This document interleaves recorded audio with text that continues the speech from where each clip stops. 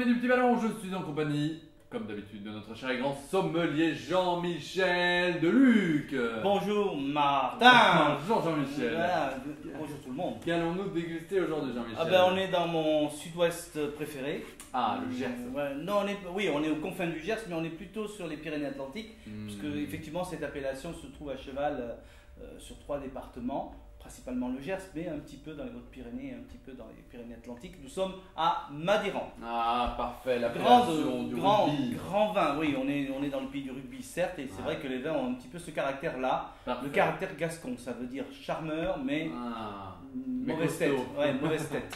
Okay. Voilà, donc on est sur le cépage Tanat, on est sur la cuvée Odé d'Aïdi de la famille Laplace. Alors la famille Laplace, c'est mon premier contact avec Madiran lorsque j'étais apprenti.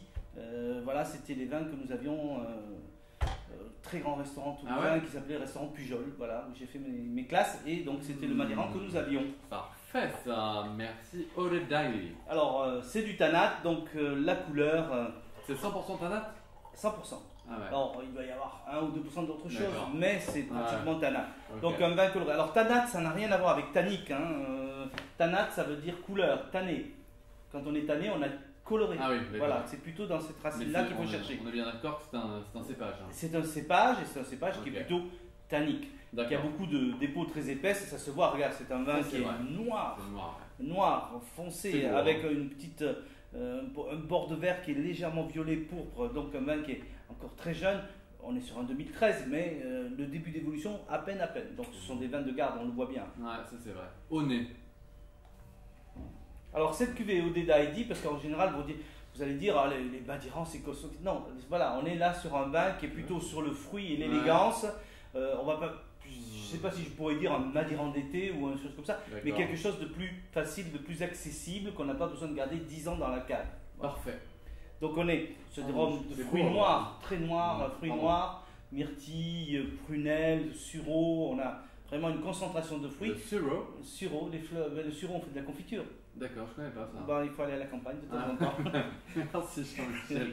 Vous m'avez marré. Parfait. Et donc un peu poivré, un peu épicé, donc une belle complexité. En bouche. Ah moi j'adore.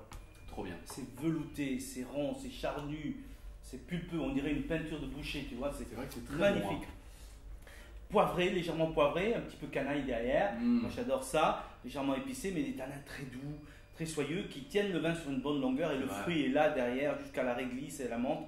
C'est sublime. On se régale. C'est sublime. Alors comment le sublimer? Alors il ne faut pas hésiter à le passer en carafe. Ouais. 1 heure, parce que déjà c'est une belle rondeur, une belle souplesse.